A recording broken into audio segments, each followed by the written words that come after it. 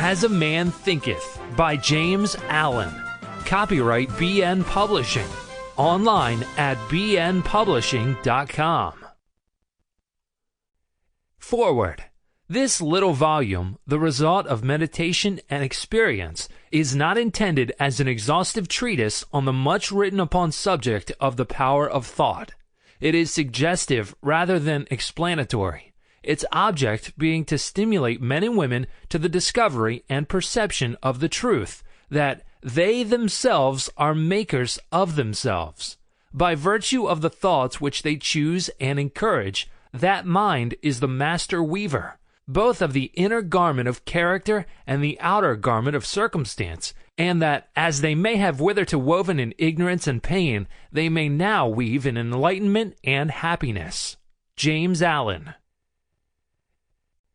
Thought and character.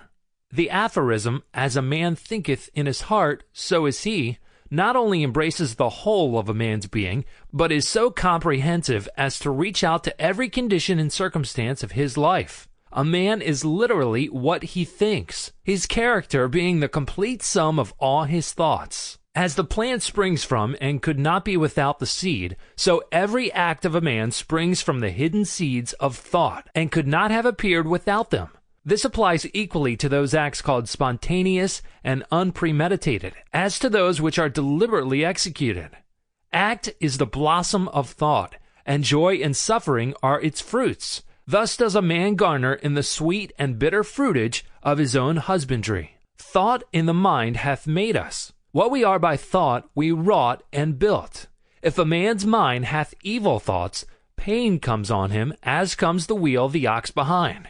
If one endure impurity of thought, joy follows him, as his own shadow. Sure, man is a growth by law, and not a creation by artifice, and cause and effect is as absolute and undeviating in the hidden realm of thought as in the world of visible and material things.